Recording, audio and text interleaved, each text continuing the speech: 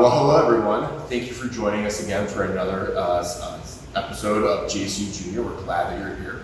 I'm here with Rebecca Drenovsky, who is the Dean of the Graduate Studies here at John Carroll University and a professor of biology. Rebecca, thank you so much for joining us today. I'm really excited to be here. So Rebecca's going to show us a little bit about our botany and our biology here at John Carroll, and she's brought some wonderful specimens to talk about. So Rebecca, first and foremost, tell us a little bit about why you got involved and why you're interested in plants and botany and biology.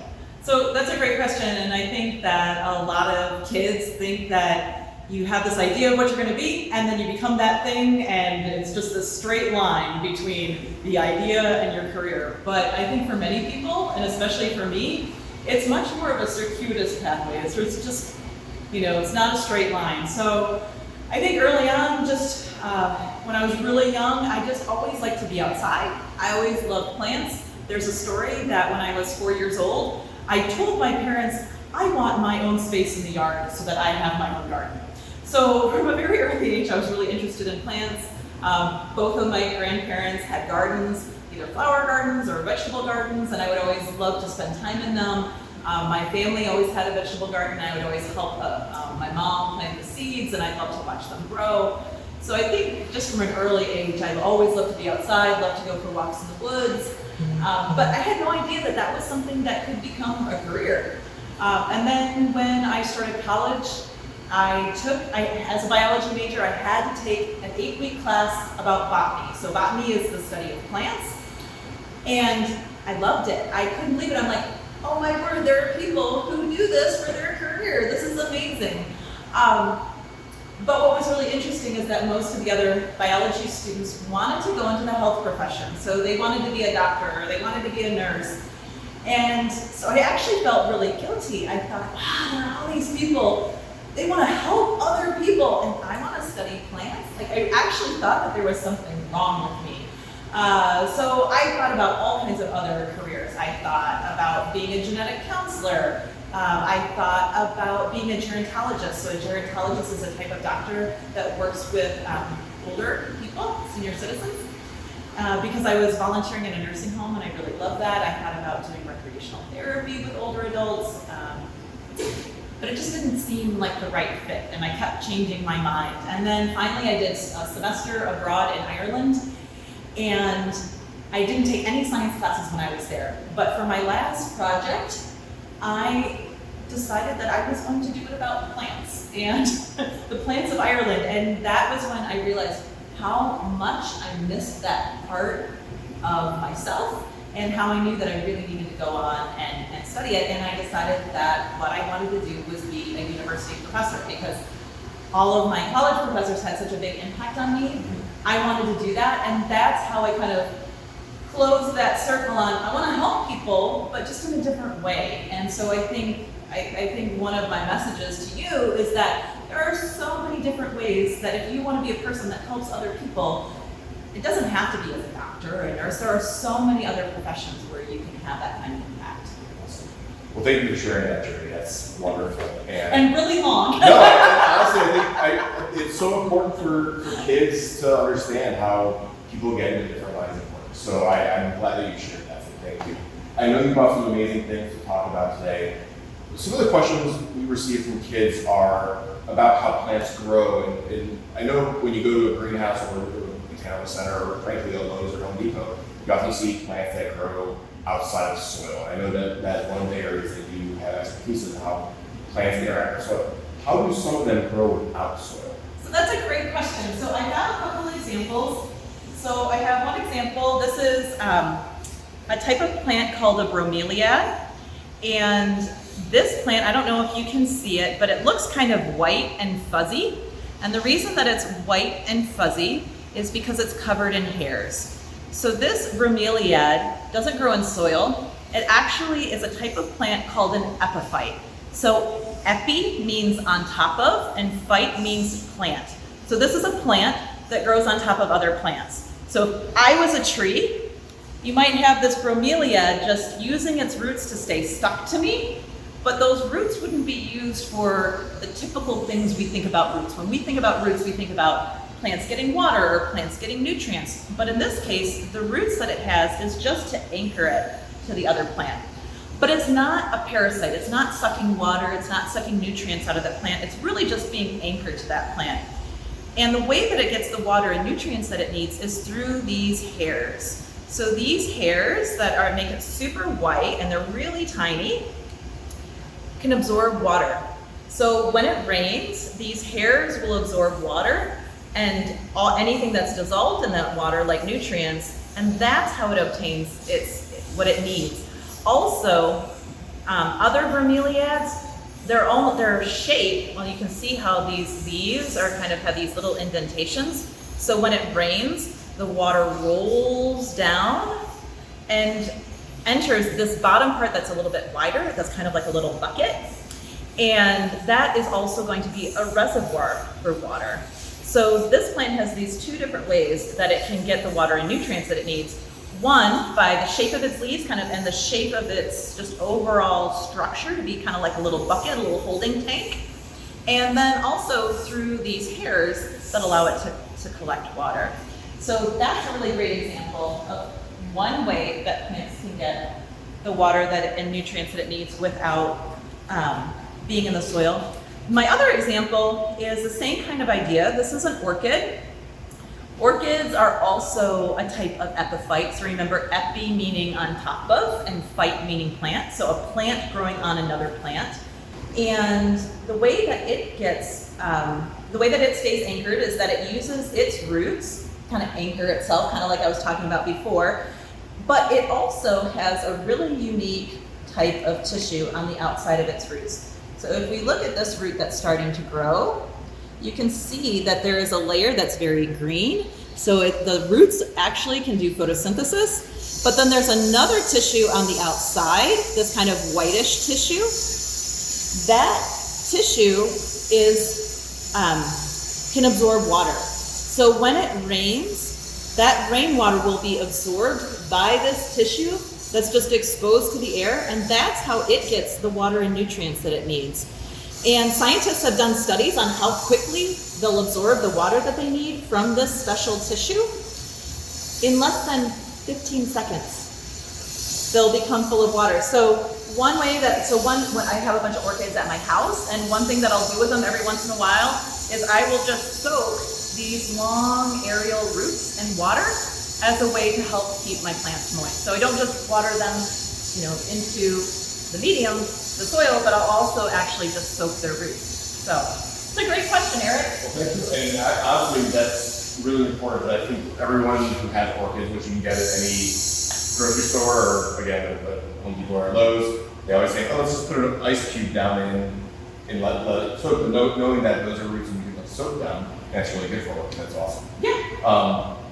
So I know one of the other questions is, how do insects and other animals interact with plants? So we always, someone out in the garden, there's worms everywhere. How do those help? Or are there other insects that help plants? Can you talk a little bit about that? Absolutely. So there are so many ways that animals and plants interact. And in fact, the evolution of plants, so the development of new species of plants was really strongly influenced by the interaction of plants and animals. So for example, the development of flowers and the evolution of flowering plants was really not just the evolution of plants, but also with insects that help to pollinate them. So pollination is, so you might have heard of pollinator gardens. So this is types of gardens that have plants in them that attract certain insects that help the plants. So the way that they help the plants is they take pollen from one plant to another, and it allows the plant, that flowering plant, to make fruit and make seeds. So these insects really help the plant in that way, and what the insects get is food. That food can be in the form of nectar. So nectar is a sugary substance. It can also be sometimes they'll eat a little bit of the pollen. The pollen has a lot of energy in it. Sometimes some flowers will have waxes that they'll cover themselves with that will help them attract and mate. So a lot of different ways that pollinators benefit from plants, flowering plants, but also certainly the flowering plants benefit from insects. So pollination is one really important way. Obviously, not all of the interactions are beneficial. We have certain insects that eat other plants. So, for example, plants have developed all of these different ways to protect themselves against what we call herbivores. So herbivores are animals that eat plants. So we can have tiny little herbivores, little insects, or we can have really big herbivores like us. And depending on the kind of herbivore, you're going to have different types of protection against them. So if we're talking about really little tiny predators, we might have, let's see if I have an example of this.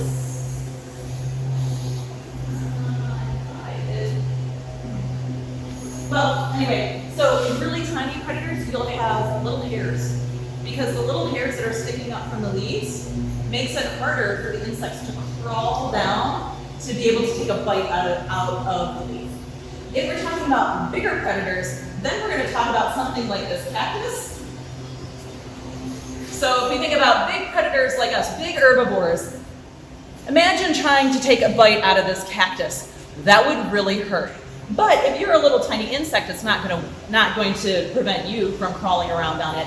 But if you're some kind of larger herbivore, these types of big spines are going to be nasty. Or here we've got this plant that has these thorns. So obviously this is going to protect it as well. The other thing that plants can do, so they have these physical defenses. They also, let's see if I can do this without poking myself. Some of them will also make chemical defenses. So you can see when I picked this plant, you can see this, what looks like milk. This milky looking substance is called latex, and this latex is toxic. So this is a chemical defense that plants have. So if an herbivore tries to chew on this latex is quite toxic, and basically it'll taste really bad, and they'll either spit it out right away and learn from that, or it might make them sick, and sometimes it can, if they eat too much of it, it can actually kill them. So we have lots of examples of different chemical defenses that plants have. So both physical defenses and chemical defenses are the ways that plants protect themselves against herbivores. Now the third example that I want to give you, and I'm going to go back over here for that, is, I don't know if you've ever heard of insectivorous plants or carnivorous plants. So these are plants that live in environments where there are not many nutrients in the soil. And so rather than getting the nutrients that they need from the soil, they get them by sucking the nutrients out of insects. And so this is a Venus flytrap, and this is a leaf. This whole thing is one leaf, and it's been modified into a trap. So on the surface of this bottom part of the leaf are little hairs. And if an insect crawls around on it and bumps into 2 or 3 of those little hairs, this whole part will snap shut really quickly and trap the insect. Then this leaf is going to ooze out chemicals that are going to start digesting that insect, and then the leaf will absorb that oozed out goo, essentially, and get the nutrients that it needs. So this is a Venus flytrap. Those leaves actually act like a little trap. Now these are usually much bigger, but this is one that I just bought, so it's pretty tiny. This is a pitcher plant. So these are the little leaves. The leaves will form like a little tube that the insects can crawl down into. And when they do, they end up in basically a little soup that has enzymes that are going to digest them into that nutrient-rich soup that then the plant can absorb. So carnivorous plants are a really great example of how plants have evolved to get them the nutrients that they need when they grow in these really nutrient-poor habitats. And what's really great is that in Ohio, we actually have these carnivorous plants. So about 40 miles from here, not 40 miles, 40 minutes from here, there is a state nature preserve called Triangle Lake Bog, And you can find beautiful pitcher plants that are like this tall and little sundews, and there's actually some pretty rare plants there.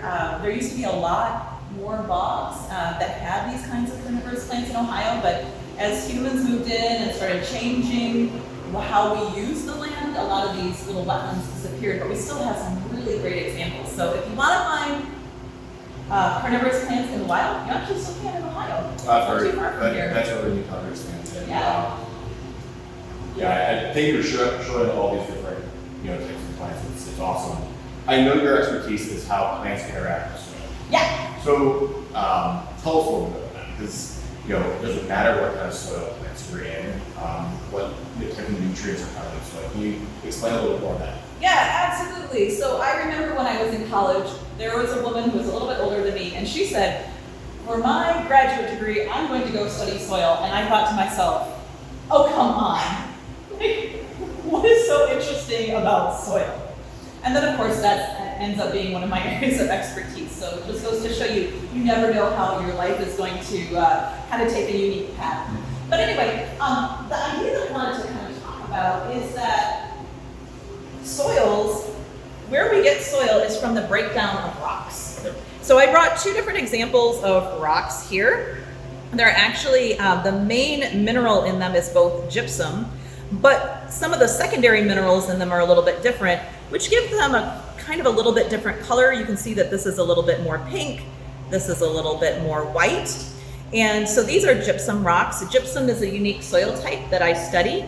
And if we think about breaking down these rocks, we're going to end up with soils of different colors. And so you can see here are two different gypsum soils. They're a little bit different in color. You can see that one is a little bit more pink. One is a little bit more white. All right. So you can see how just the color is different, but then the color is not just different, but the minerals and how much of different minerals that we have in these soils is also different. So now, here we have two gypsum soils. Here's another example of a unique soil type that I study, which is called serpentine. And so now we've got this one that looks like, I don't know, chocolate brown or something. And so this is developed from a different type of rock called serpentinite. So you can see differences in colors, but those differences in colors, like I said, also mean that you have really different chemical makeup. So for example, gypsum rock, really high in calcium. So these soils are extraordinarily high in calcium. Serpentinite, really low in calcium, so extraordinarily low in calcium. So just based on the type of rock that they are made from, we end up with very different chemical composition. These soils also are really high in sulfur. These soils aren't. These soils actually have a lot of weird, what we call heavy metals, so nickel and chromium. So nickel is an element that plants need in a little bit, but too much can be toxic for many plants. But what's really interesting is the plants that have evolved on serpentine have developed ways that make them successful on that soil. And so they have just different ways of growing and surviving. And because other plants can't grow on that soil type, they don't have to compete against those other plants. So we also have, we talk about differences in soil nutrients, but also here I have another kind of soil. This is from one of my desert sites, and I don't know if you can see it through the bag, but it's much more of a sandy soil. So you've probably been to the beach before, and if you stand kind of at the edge of the water at the beach, you'll see how when the water comes up and then the water moves back, that it disappears really fast. But if I think about my backyard that doesn't have a sandy soil, but has a clay soil here in Ohio, that when it rains in the spring, I end up with tons of puddles, and the puddles seem to take forever to go away. That's also related to the soil. And that has to do with how big the individual particles of what are essentially rock, little soil particles are. The bigger that particle, it means that there are going to be bigger air spaces in between those particles, which means that the water is going to move through more easily. So imagine this room was filled with beach balls. Okay. All right? Imagine this room is filled with beach balls. In between the beach balls would be big air spaces. Now imagine if we filled this room full of marbles. Okay? Now the little spaces in between those marbles would be much smaller. So now imagine if we were going to make it rain down on those beach balls. It would be really easy for the water to move in between the beach balls, much slower to move between the marbles. That's basically the difference between a sandy soil and a clay soil. Sandy soil, big particles, big pores, water moves through really quickly. Clay soil, small particles, small pores, moves through much more slowly. So different soil types can affect how many nutrients are in the soil, and it can also affect how easily water moves through it. So, did you know that Ohio has a state soil? I did not know that. What is the state soil? The state soil of Ohio is called, the soil series is called the Miamian. Okay. All right, and it is kind of got the perfect mix of different types of soil particles so that it has good water retention. So water doesn't move through too quickly, so they don't dry out too fast, but it moves through easily enough so that it doesn't get, waterlogged, it doesn't get full of puddles. It also holds just the right amount of nutrients. So that type of soil is really great for farming because it has, doesn't hold too much water, holds just the right amount, and it also has just the right amount of nutrients as well. And so it's really great for farming. And if you think about, a lot of Ohio, we have farmland, and it's because of that really great, rich soil from that soil series. Yeah. Well, I knew about the state bird and the state tree. I did not know we had a state. I knew we had a state fossil, but I did not know we had a state soil. You have a state soil. The last question I have really relates to this room. This is a space I have not yet been in at John Carroll, and I think it's amazing. Can you talk a little about this room and what we do here at John Carroll in this greenhouse? Sure. So this space holds our teaching collection. And so in this space we have all the different plants that we use when we're teaching about the biology of plants or the evolution of plants. So we might bring in examples into the lab or into the classroom to talk about, all right, how did plants evolve, and so that students can see different examples. So, when we're talking about ferns, all those plants along the back are ferns, and you can see that some of them are in little boxes. And the reason why is that those plants don't do very well under a lot of sun. Typically, if you think about ferns, they tend to grow in shady spots, and so we put them under what we call shade cloth, so that they're a little bit happier. They're not so stressed out by having too much light. We might bring in certain plants to talk about certain characteristics. So just like I said, this plant makes spines or thorns to ward off herbivores, or this one makes a chemical defense.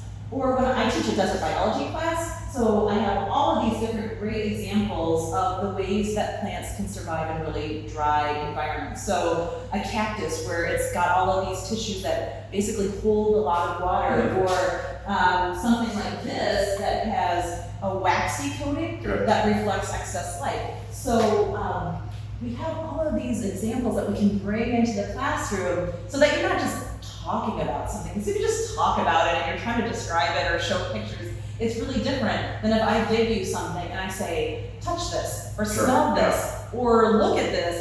That's a very different kind of learning, and I think it's the kind of learning that I think drew in so many biologists, because it was something that they could touch and they could see and they could work with, especially people who study kind of like big picture biology like I do. Yeah. Well, this is a really amazing space. Yeah. And thank you for allowing us to come in and see it. Here's one last question. Yes, absolutely. So I know we have a lot of kids who will be watching who are interested in plants and botany. What recommendations would you have for them if they want to learn more about it? So I think that's great. I think number one, go talk to your local librarian. Okay. All right, your local librarian loves to get questions, and they love, people who grow up to be librarians are people that want to, remember we said different careers, you can help people. A librarian is a person who wants to help people find out about new subjects, find knowledge. And so go talk to your local librarian and say, I'm really interested in plants. What books do you have to recommend to me? What resources do you have to recommend to me? One publishing company that I really like is DK Publishing, because their books have so many great pictures. And I saw online that there's a really great website by DK that is all about plants. And I think I just Googled, DK plants or something, and it brought up this really great interactive website. The Botanical Society of America, it's a scientific society that its whole mission is supporting the study of plants, and they have some online resources of pictures, but they also have some interviews with botanists to ask them, okay, well, what do you do as a botanist? And they talk about their career. So I think there's so many different resources, whether it's online or in your library. Those are some places that I would start. And then also, I think some of it is just go outside. Yeah. Go outside, take some paper, take a pencil, draw things. Because one thing about drawing what you see is it slows you down, and you start to notice things that you might not have otherwise, because you're not just walking along and moving really quickly. You're slowing down. You're really looking at something really carefully. So I think that kind of slow, observing drawing is really great. Get your hands dirty. Don't be afraid to get your hands dirty. Just go outside and even if you live it doesn't matter if you live in the city, you can find plants growing in the cracks of the sidewalk. No matter where you live, you don't have to just be out in the country or be close to a metro park. You can find plants growing on the side of buildings someplace. So wherever you live, plants are there, and you just kind of have to be looking for them. Awesome. Well, Rebecca, thank you again so much for sharing your expertise, sharing this wonderful space with us. I know our families and our kids are going to love learning more about this. And we'll probably take up on a lot of those recommendations of how to learn more. So again, thank you so much. And we hope you enjoyed it, and we'll have other episodes that you and your family can enjoy as well. All right. Have a great day. Great. Thanks, Eric.